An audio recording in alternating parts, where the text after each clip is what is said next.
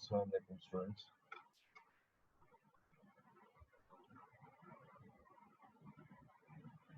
सबसे पहले तो हम डिस्कस करते हैं असाइनमेंट्स जो मैंने आपको दी थी।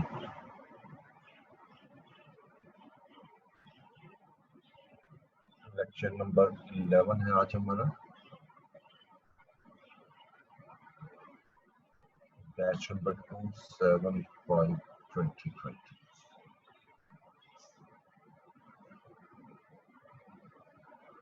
जी। तो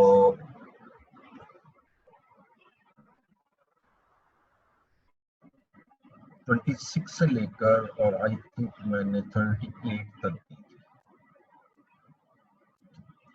इसमें आप मुझे बताएं कि कहाँ कहाँ मसाइल आए हैं, सिर्फ पहले वो बताएं, उसी को डिस्कस करेंगे। कौन कौन सी ट्रांजैक्शन? 32 ट्रांजैक्शन बता दो। नंबर 30, ट्रांजैक्शन नंबर 29 भी 32 और 29 जी। 29 32 और जी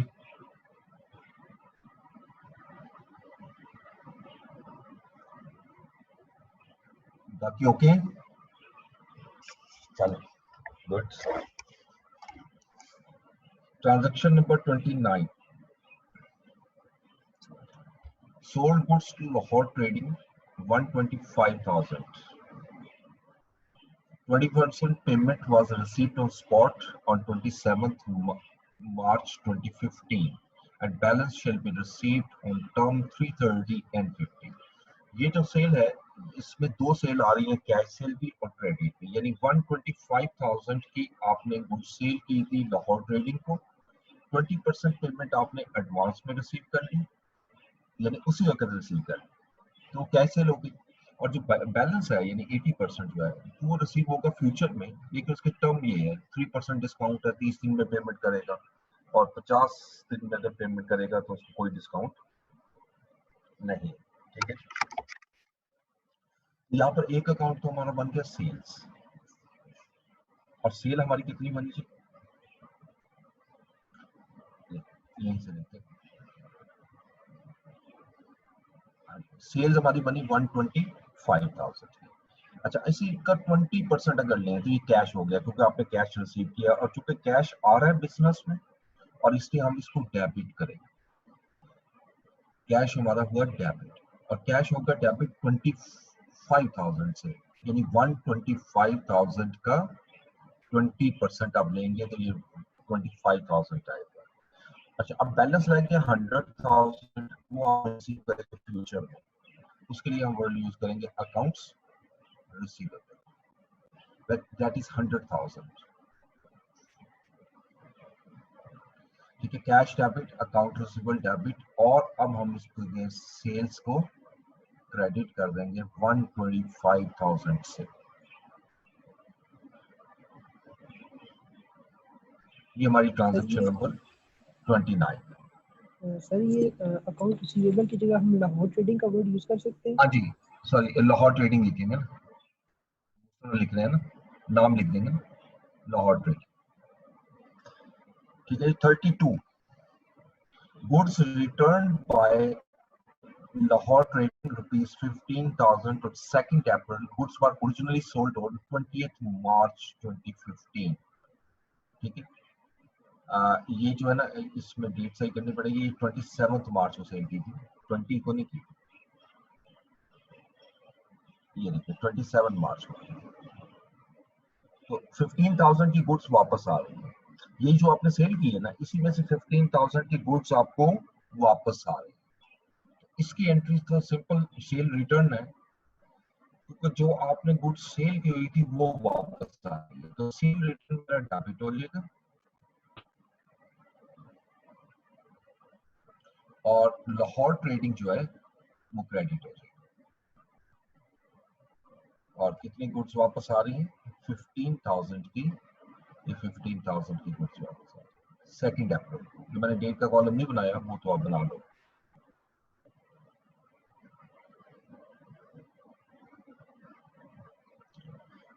ठीक है जी, ये दो ट्रांजैक्शन आप लोगों ने बताई, और कोई है मसला तो बताएं।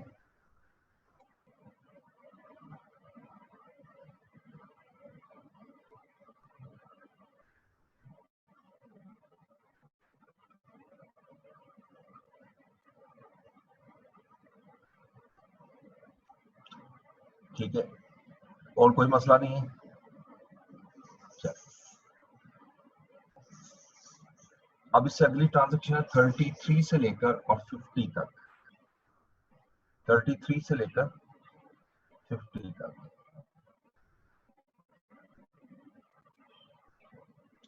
ये अभी हम डिस्कस करेंगे, लेकिन पहले हम जरा वो लेजर वाला किस्सा खोले जो हमने लास्ट टाइम कर रहे थे।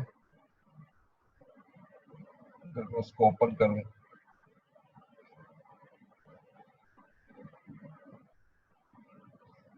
हमने दो लेजर बनाए थे।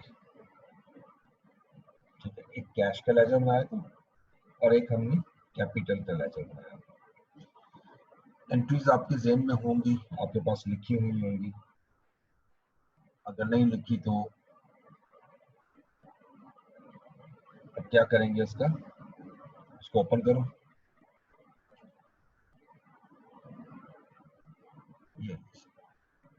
ये वाली एंट्रीज है, cash, capital, purchase, cash, furniture, cash. ठीक है, ये सारी एंट्रीज हमने उस दिन की थी। हमने लेजर स्टार्ट किए थे और अभी सिर्फ दो लेजर्स बनाए। ठीक है, एक बनाया था कैश का लेजर और उसको हमने बैलेंसिंग भी की थी, और एक लेजर बनाया था हमने कैपिटल का और उसकी भी बैलेंसिंग की। ठीक है, आज हम चलते हैं नेक्स्ट में। अब देखिए, कैश और कैपिटल के बाद नेक्स्ट लेजर आता है मेरा परचेज। अब मैं परचेजेस का लेजर बनाऊंगा, थर्ड लेजर आएगा मेरा परचेजेस, दिस वन। ये मैं ओपन करता हूँ जी, परचेजेस का लेजर।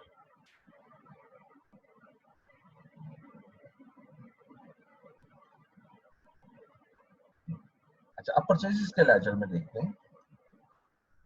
ये देखिए, परचेजेस यहाँ पर हो रही है हमारी डेबिट। परचेजेस हो रही है हमारी डेबिट। तो हम क्या करेंगे, जैसे मैंने आपको तरीका बताया था, ये वाला कॉन्सेप्ट अगर ज़हन में हो कि पहले ये तो बैलेंसिंग का तरीका कार है। सबसे पहले कि आपने ये देखना है कि जिस अकाउंट को आप बना रहे हो, जिसका लेजर बना रहे हो, क्या वो एंट्री में डेबिट है या क्रेडिट। तो आप देख रहे हो कि ये डेबिट है। अब हमने दूसरा क्या पढ़ा था, अगर ये डेबिट होगा तो हम डेबिट साइड पे आएंगे, और डेबिट साइड पे आकर मैं यहाँ डेट लिखूंगा जनवरी 4, और यहाँ पर उसका ऑपोजिट अकाउंट लिखूंगा। अब देखो, परचेज का ऑपोजिट अकाउंट कैश, यहाँ मैं कैश लिख रहा हूँ और अमाउंट आएगी मेरी 18,000। ये 18,000 की अमाउंट आ गई परचेज। ठीक है, और ये एंट्री पोस्ट होगी। अब ये हमने देखना है परचेज और कहाँ कहाँ दिया हुआ है, इससे आगे देखें परचेज। ये एंट्री नेक्स्ट एंट्री में आ रहा है परचेजेस, ये भी डेबिट है। अब इसको भी डेबिट साइड पे आएगा। ये है जनवरी 7, जनवरी 7, और यहाँ पर इसका ऑपोजिट अकाउंट जो है वो अकाउंट्स पेएबल है। और अमाउंट जो आपने लेनी है यहाँ पर परचेज के सामने वाली लेनी है 25,000। इसके बाद और देखते हैं परचेज कहाँ कहाँ आ रहा है। इस एंट्री के बाद और कहीं पर भी हमारा परचेज नहीं आ रहा। तो ये लेजर हमारा कंप्लीट हुआ। अब इसकी बैलेंसिंग करेंगे। अब बैलेंसिंग करेंगे तो इस साइड को पहले मैंने टोटल किया, क्योंकि यही साइड हैवियर है, क्योंकि दूसरी साइड पे तो अमाउंट ही नहीं है। 43,000, जैसे हमने कल पढ़ा था, put the total on the other side, यही टोटल हम दूसरी साइड पे लिख देते हैं 43,000।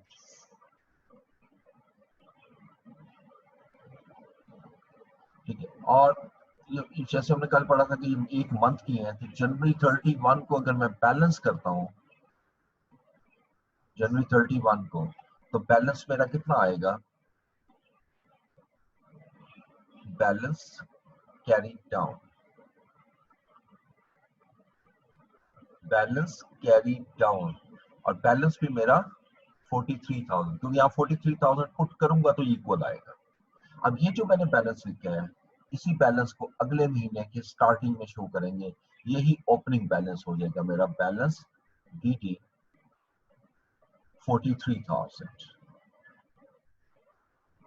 Balance brought down 43,000। ठीक है, अब ये जो मैंने बैलेंस लिखा हुआ है CD, ये लिखा क्रेडिट साइड पे है, लेकिन ये रिप्रेजेंट किसको कर रहा है, डेबिट बैलेंस को। और BD जो है, चूंकि लिखा डेबिट साइड पे हुआ तो ये डेबिट है, यानी ये दोनों एक ही चीज है, फर्क नहीं है। लेकिन मैंने आपको एक चीज लास्ट टाइम भी बताई थी, जहां बैलेंस सीडी लिखा होता है, अगर वो क्रेडिट साइड पे लिखा है तो वो असल में क्रेडिट बैलेंस नहीं है, वो डेबिट है। अगर डेबिट साइड पे लिखा हुआ है वो डेबिट बैलेंस नहीं है, वो क्रेडिट बैलेंस है। लेकिन बीडी अगर कहीं पे डेबिट लिखा है तो वो डेबिट बैलेंस है, अगर क्रेडिट लिखा है तो क्रेडिट बैलेंस है। ठीक है, आप परचेज के लेजर के बाद नेक्स्ट चलते हैं, नेक्स्ट लेजर। अब परचेज के बाद कैश आ रहा है, कैश का लेजर तो ऑलरेडी बन चुका है, दोबारा नहीं बनाना, वो ये देखिए बन चुका है। उसके बाद ये आता है फर्नीचर। अब नेक्स्ट लेजर है हमारा फर्नीचर का।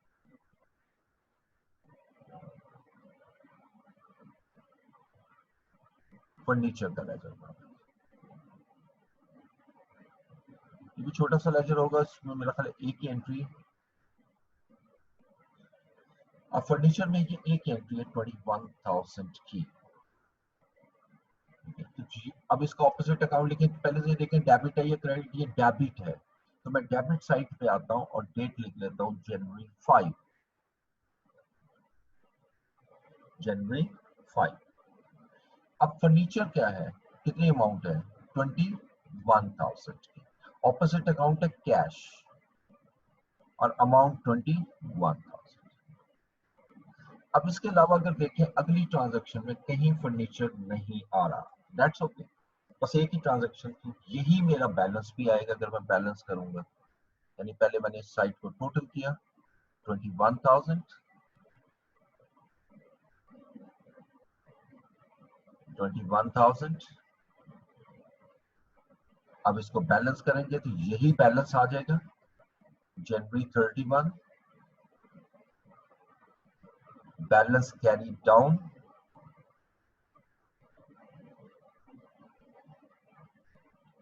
21,000 और यही ओपनिंग बैलेंस आ जाएगा फरवरी 1,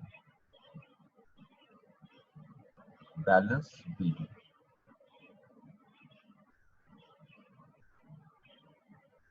21,000। ये ठीक है, ये फर्नीचर का लेजर आ गया। अब इससे अगला लेजर देखते हैं, नेक्स्ट। फर्नीचर के बाद कैश आता है, कैश का लेजर हम बना चुके हैं। सर एक क्वेश्चन है। जी क्वेश्चन है। जी सर, सर एक ट्रांजैक्शन हम सपोज कर लेते हैं कि जनवरी 5 के बाद फरवरी 5 की भी है, उस सूरत में हम बैलेंस जनवरी 31 को करेंगे या फिर फरवरी के लास्ट में करेंगे? देखिए अगर तो आपको एक ही क्वेश्चन में फरवरी भी दिया हुआ है, जनवरी की कुछ ट्रांजैक्शन है और कुछ फरवरी की ट्रांजैक्शन है, एग्जामिनेशन के पॉइंट से आपने क्लोज जो है ना वो तभी करना है जब सारी ट्रांजैक्शन कर लें, जनवरी के बाद क्लोज नहीं करेंगे, ठीक है। लेकिन अगर आपको डाटा दिया हुआ है जनवरी का भी और फरवरी का और वो कहते हैं जनवरी को अलग से क्लोज करें, तो फिर आप पहले जनवरी को क्लोज करेंगे जैसे ये किया हुआ है, फिर फरवरी की भी कंटिन्यू करेंगे, फिर फरवरी को बैलेंस करेंगे। लेकिन वो इतना लेंथी नहीं देता, एक साल के एक ही दफा क्लोज करवाएगा, ठीक है। और इवन कई दफा क्वेश्चन में लिखता है बैलेंसिंग आर नॉट रिक्वायर्ड, वो भी कहते हैं जी बैलेंस भी ना करो, बस ट्रांजेक्शन शो कर दो, तो डिपेंड करेगा उस पर। Okay sir. अच्छा जी, परचेसिस का जहां तक ताल्लुक है ये हम डेबिट कर चुके हैं, ऑलरेडी रिकॉर्ड हो चुका है। अब अगला लेजर हमारे पास आता है अकाउंट्स पेबल, ठीक है। हमारे पास वैसे भी अगर देखें 3 लेजर रह गए, वैसे नंबरिंग हमने की हुई है। तो अब अगला लेजर है अकाउंट्स पेबल। वेल अब अकाउंट्स पेबल का लेजर यहाँ मैं ले आता हूँ, अकाउंट्स पेबल,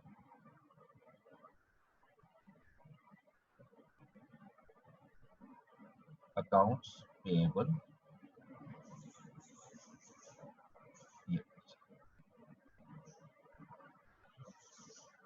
ये टी अकाउंट ओपन किया जी। इस ट्रांजैक्शन में अकाउंट्स पेबल डेबिट है या क्रेडिट, आंसर इज क्रेडिट। तो जनवरी 7 को मैं क्रेडिट साइड पे आऊंगा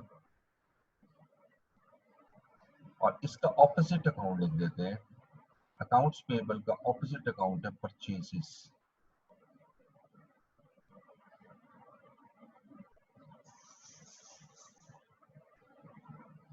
और इसकी जो अमाउंट आ रही है दैट इज 25,000, ये पेबल के सामने अमाउंट आ रही है 25,000, ये पोस्ट हुआ। अब इस अगली ट्रांजैक्शन देखते हैं कि पेबल और कहाँ आ रहा है। नेक्स्ट एंट्री देखिए 17 जो जनवरी 17 वाली एंट्री, यहाँ अकाउंट्स पेबल डेबिट हो रहा है, तो मैं जनवरी 17 में आऊंगा डेबिट साइड पे, और इसका ऑपोजिट अकाउंट है कैश, और इसकी अमाउंट चेक करें तो ये आ रही है अकाउंट्स पेबल के सामने 20,000। देखो अब ये लेजर जैसे मैंने आपको बताया था एनालिटिकल है, तो मैं एक दफा फिर रिपीट कर रहा हूँ। आप जरा गौर से देखें इस लेजर को, ये बड़ा क्लियरली बता रहा है कि 25,000 की हमने गुड्स परचेज की थी, यानी 25,000 मेरी पेबल था अगेंस्ट परचेज, और उसके अगेंस्ट 20,000 मैंने कैश पे कर दिया, तो ऑटोमेटिकली बाकी बैलेंस आ जाएगा। अब इसको जब बैलेंस करेंगे 25,000, यही टोटल इक्वल की साइड पे ले आते हैं। अब इसको बैलेंस करना है,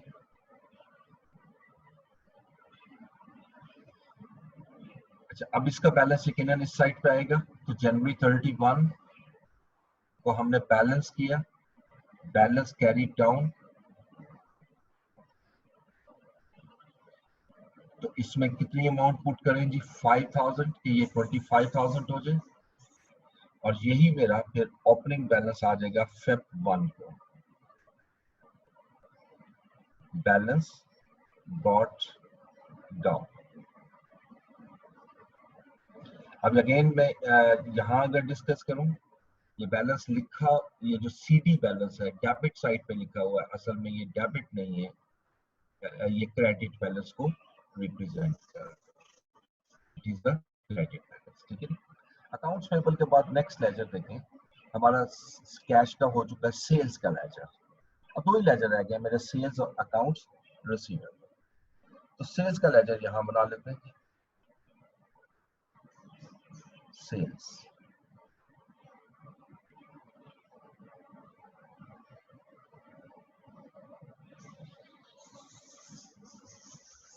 अब सेल्स में देखें इस ट्रांजैक्शन में सेल क्रेडिट हो रहा है, क्रेडिट जनवरी 10, तो मैं क्रेडिट साइड पे आऊंगा और जनवरी 10 लिख, अब मुझे इसका ऑपोजिट अकाउंट चाहिए, तो यहाँ सेल्स का ऑपोजिट अकाउंट कैश,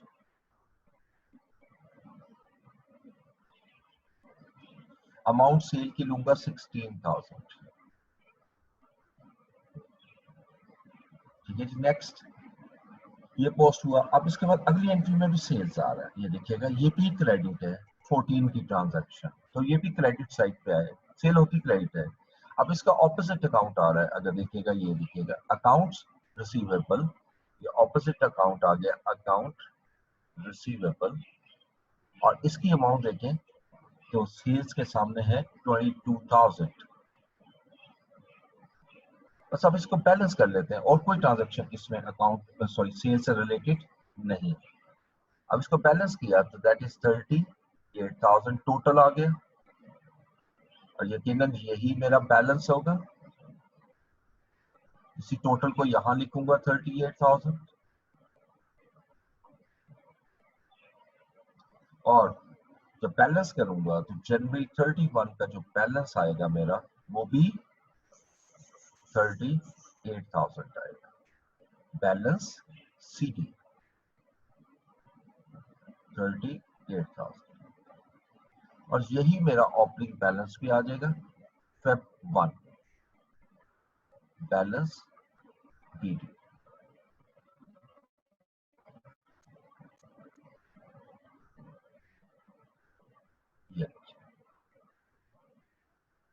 लीजिए अब आखिरी लेजर है, and last ledger is accounts receivable, ये देखें लास्ट लेजर है मेरा अकाउंट्स रिसीवेबल।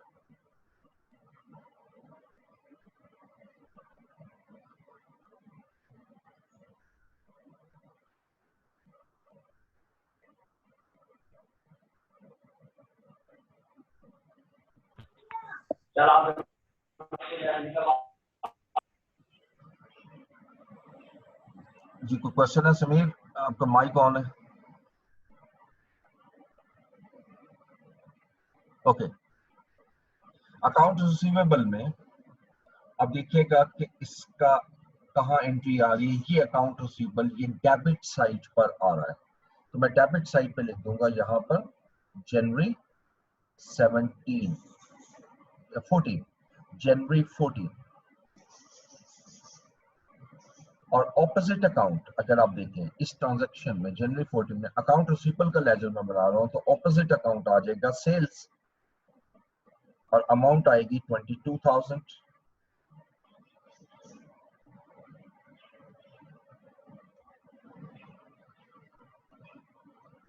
उसके बाद अकाउंट रिसीवेबल ये लास्ट ट्रांजैक्शन में आ रहा है क्रेडिट साइड पर, तो और जनवरी 20 को मैं क्रेडिट साइड पर डेट पहले डालता हूं।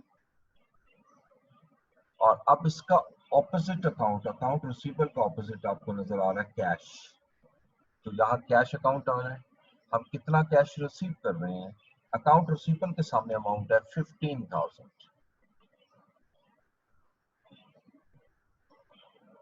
अब इसको बैलेंस करें, डेबिट साइड ज्यादा है इसको टोटल किया 22,000, यही टोटल आप यहाँ ले आओगे 22,000। अब मैं बैलेंस करता हूं, जब बैलेंस करूंगा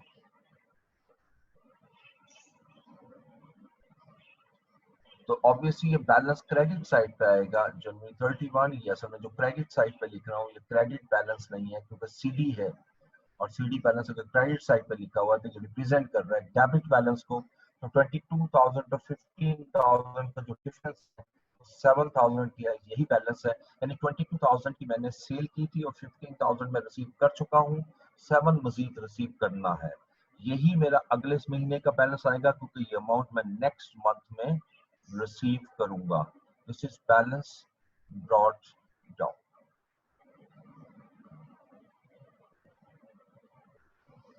ये पहले स्टेप में मैंने आपको सिंपल लेजर बना के दिखाए हैं। सिंपल से मतलब है अभी मैंने कोई ऐसी कंपाउंड ट्रांजैक्शन नहीं ली, लेकिन इसको सारे लेजर बनाने का मकसद क्या था कि मैं इसको क्लोज कर सकूं।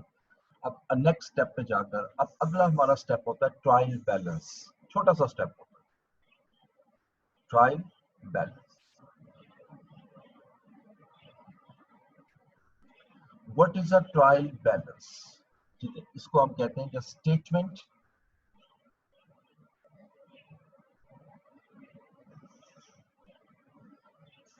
representing balances of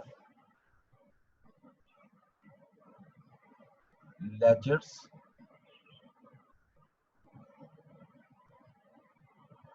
at period end।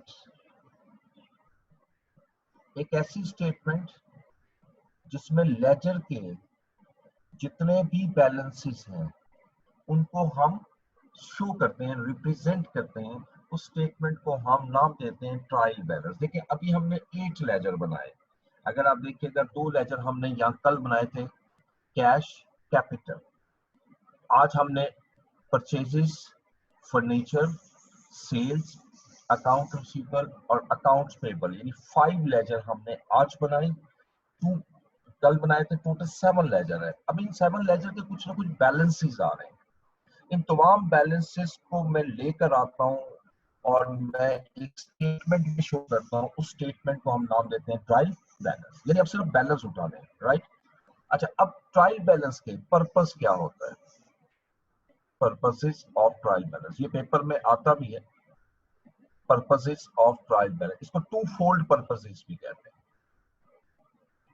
Trial balance यानी इसके असल में टू पर्पसेस होते हैं।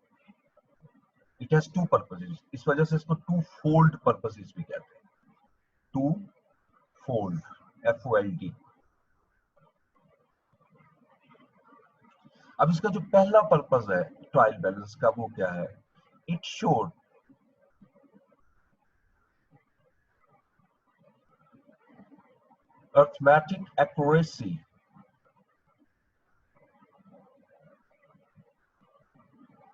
arithmetic accuracy of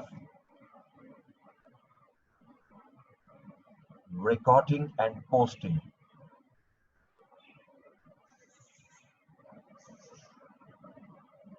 अब यहां पर मैंने 2 वर्ड ऐड किए, रिकॉर्डिंग एंड पोस्टिंग। रिकॉर्डिंग जब मैं वर्ड लिखता हूँ फौरन मेरे माइंड में आता है recording the journal entries in general journal. Posting का वर्ड आता है तो फौरन माइंड में आता है post the transaction into ledgers, यानी जो आप इससे पहले 2 स्टेप कर चुके हो जर्नल और लेजर, उसकी अर्थमेटिक एक्यूरेसी को शो करता है। बड़ी इंटरेस्टिंग चीज ये है, what is arithmetic accuracy? And arithmetic accuracy का यहाँ मीनिंग ये हरगिज नहीं है कि ट्रायल बैलेंस जो है वो इक्वल हो तो ये ठीक है। मैं इसको पहले ठीक और गलत तो बाद की बात करता हूँ, इसको छोड़िए पहले अर्थमेटिक एक्यूरेसी की बात करते हैं। Arithmetic accuracy means the sum of debit must be equal to the sum of credit. ठीक है, यानी आप देखें जब हम जर्नल बनाते हैं तो हमने वहां पे भी पढ़ा था ट्रांजैक्शन जो भी करेंगे डेबिट और क्रेडिट इक्वल होना चाहिए। अब इसका मतलब कि अगर मैं सही पोस्टिंग करूं, रिकॉर्डिंग करने के बाद मैं पोस्टिंग सही करूं, ठीक है, तो ये अपने वीडियो ऑफ करें प्लीज, वीडियो ऑफ करें।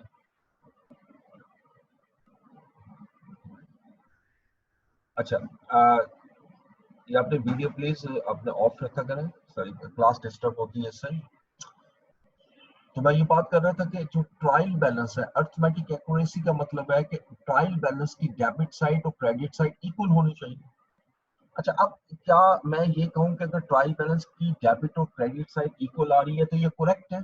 ये मैंने कहीं नहीं लिखा कि ये करेक्ट है, इसके बावजूद एरर हो सकती है, वो जाके हम पढ़ेंगे अभी रेक्टिफिकेशन ऑफ एरर्स के चैप्टर जो बिल्कुल एंड पे है, आखिरी चैप्टर्स में से एक चैप्टर है। तो ये सिंपल ये ध्यान में रखना है कि अर्थमेटिक एक्यूरेसी बता रहा है कि यानी डेबिट जो अमाउंट है वो डेबिट साइड पे गई है, रिकॉर्ड हुई है और पोस्ट हुई है, और क्रेडिट अमाउंट क्रेडिट साइड पे रिकॉर्ड हुई है और पोस्ट हुई है, जिसकी वजह से डेबिट साइड ट्रायल बैलेंस की और क्रेडिट साइड इक्वल है। दूसरा इसका पर्पस होता है, it provides framework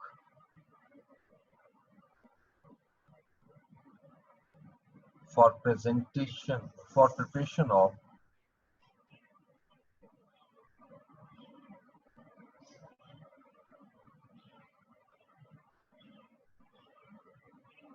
financial statements।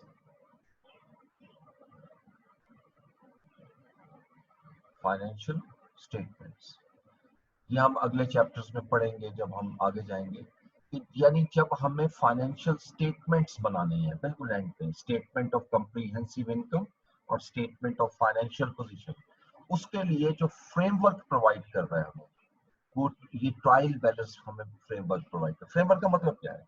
यानी मैं अगर आपसे कहूं कि फाइनेंशियल स्टेटमेंट बना दूं तो आप मुझे एज एन अकाउंटेंट कहोगे कि प्रोवाइड मी ट्रायल बैलेंस, यानी मीन कि जब तक ट्रायल बैलेंस नहीं होगा फाइनेंशियल स्टेटमेंट नहीं बनती। इसलिए ट्रायल बैलेंस के होते हुए फाइनेंशियल स्टेटमेंट बनाना आसान है। इस वजह से हम कहते हैं कि trial balance provides framework to the accountant for the preparation of financial statement. ये इसको हम कहते हैं टू फोल्ड पर्पसेस, ये 2 पर्पसेस है। अब ट्रायल बैलेंस बनाया कैसे जाता है? बड़ा सिंपल वे है ट्रायल बैलेंस बनाने का, ठीक है। अब ट्रायल बैलेंस के लिए यकीनन मैं अगली स्लाइड की ही तरफ जाऊंगा, यहाँ पर मैं इसको नहीं कर सकता, तो ये ओपन कर रहा हूँ जी न्यू स्लाइड।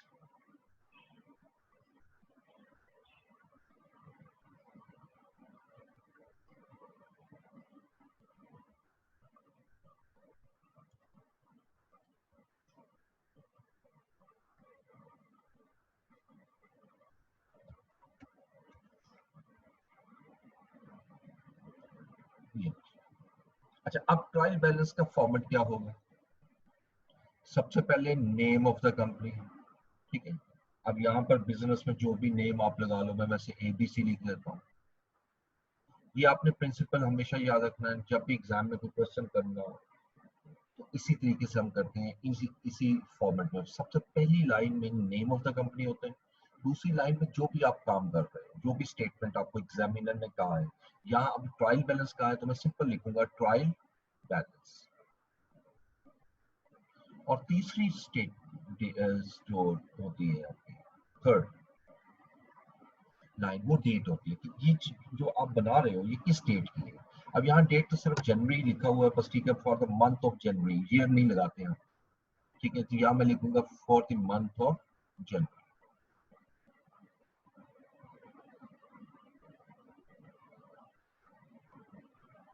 Of January.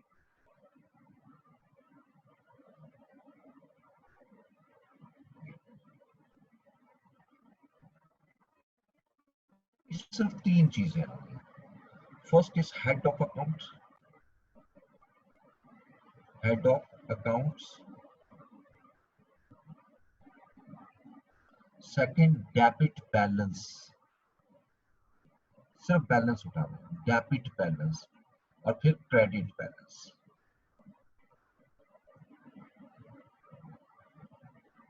ये 3 कॉलम आएंगे।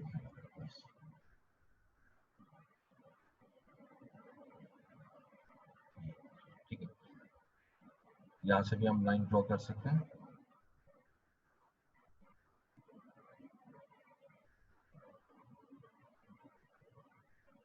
कहां तक जाता है वो देखते हैं। तो अब स्टार्ट करते हैं। सबसे पहला लेजर आपने कौन सा बनाया? कैश। मुझे इसमें से सिर्फ बैलेंस चाहिए, तो बैलेंस सीडी, हम नॉर्मली सीडी उठाते हैं, सीडी से ही उठाने की प्रैक्टिस रखिएगा। बैलेंस सीडी है, ये 32,000। ठीक है, कैश का बैलेंस 32 आ रहा है, लेकिन ये कौन सा बैलेंस है? इज इट डेबिट और credit? Even that it is shown on the credit side, ये क्रेडिट साइड पे शो हुआ है। लेकिन मैंने आपको एक चीज उस कल भी बताई थी, आज भी थोड़ी सी डिस्कशन हुई कि बैलेंस सीडी अगर क्रेडिट साइड पे लिखा हुआ है, it is not a credit balance, it shows a debit balance. ठीक है, तो लिहाजा कैश का बैलेंस जब मैं यहाँ ट्रायल बैलेंस में लाऊंगा, यहाँ लिखूंगा कैश, तो कैश का बैलेंस 32,000 ये डेबिट साइड पे आएगा, ये क्रेडिट नहीं होगा। मैं डेबिट बैलेंस में लिख दूंगा 32,000। इसी तरह नेक्स्ट देखते हैं, कैपिटल अकाउंट। ये आपके सामने एक अकाउंट है, कैपिटल अकाउंट। अच्छा, अब कैपिटल अकाउंट का बैलेंस ये आ रहा है, ये 60,000 बैलेंस है और ये डेबिट साइड पे लिखा हुआ है। It is not a debit balance, ये मेरा क्रेडिट बैलेंस है। ठीक है, तो मैं कैपिटल अकाउंट का बैलेंस लिखूंगा क्रेडिट साइड पे 60,000। किसी भी लेजर का बैलेंस दोनों साइड पे नहीं आ सकता। ठीक है, यानी मसल ये नहीं हो सकता कैश डेबिट भी हो, कैश क्रेडिट भी हो। या बैलेंस की बात हो रही, बैलेंस एक ही होता है, या बैलेंस डेबिट होता है या बैलेंस क्रेडिट। अब ये 2 लेजर तो यहाँ से हो गए। अब 5 लेजर आज बनाए थे, उसको भी ओपन कर लेते हैं, आज की इसको भी, जो अभी की है।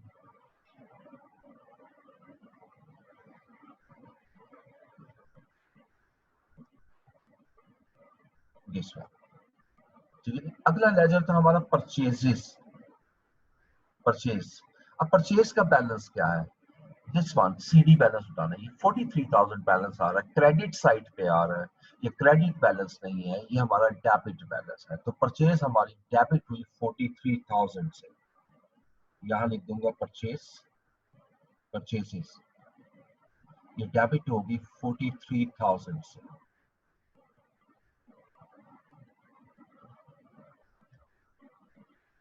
अच्छा, उसके बाद फर्नीचर। अब फर्नीचर को देखिएगा, फर्नीचर की भी ये बैलेंस आ रहा है सीडी 21,000, ये लिखा हुआ है क्रेडिट साइड पर, ये क्रेडिट बैलेंस नहीं है, ये डेबिट बैलेंस है। तो फर्नीचर मेरा डेबिट होगा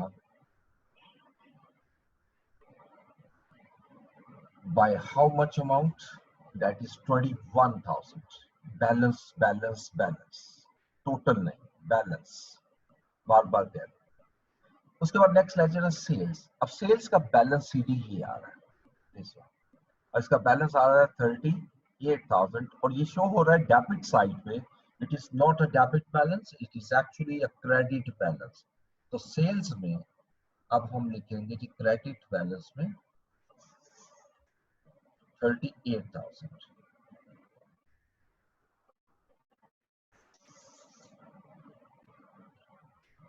सेल्स के बाद नेक्स्ट आता है अकाउंट्स रिसीवेबल। अब अकाउंट रिसीवेबल का ये बैलेंस आ रहा है, बैलेंस सीडी 7,000, बैलेंस सीडी 7,000। ये किस साइड पे आ रहा है? क्रेडिट साइड पे। ये क्रेडिट बैलेंस नहीं है, ये डेबिट बैलेंस है। तो अकाउंट्स रिसीवेबल हमारा डेबिट साइड पर आएगा।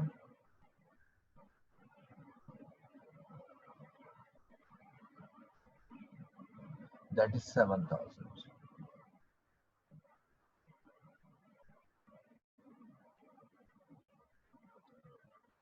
उसके बाद आखिरी लेजर में आता है अकाउंट्स पेएबल।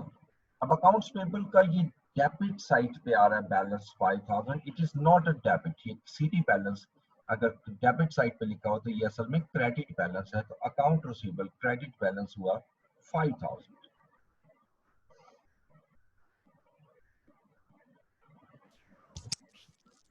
अकाउंट्स पेएबल है। Accounts payable, okay fine. अच्छा, जिस वक्त ये सारे लेजर बन गए आपके, अब यही 7 लेजर थे। अब इन लेजर्स के बाद हम इसको टोटल करेंगे, और जब टोटल करेंगे तो याद रखिएगा the sum of debit must be equal to the sum of credit.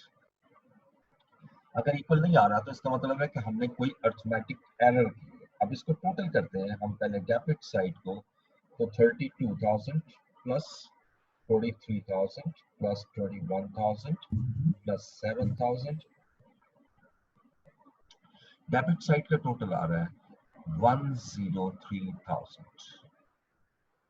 अब क्रेडिट साइड का अगर टोटल करें तो 60,000 plus 38,000 plus 5,000 which is also equal to 103,000.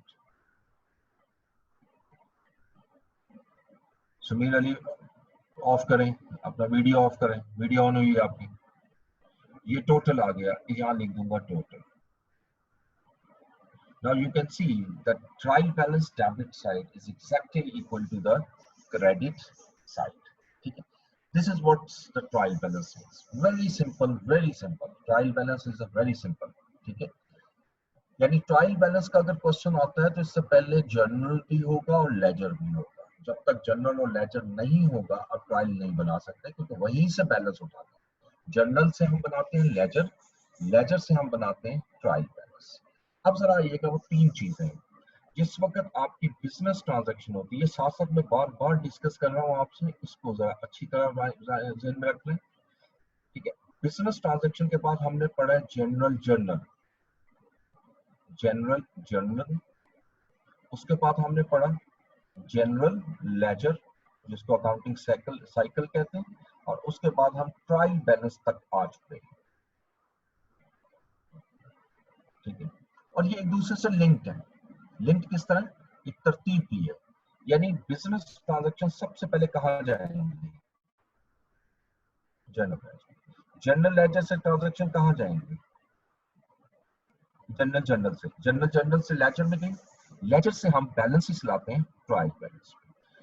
जब हम किसी भी बिजनेस ट्रांजैक्शन को जनरल जर्नल में लेकर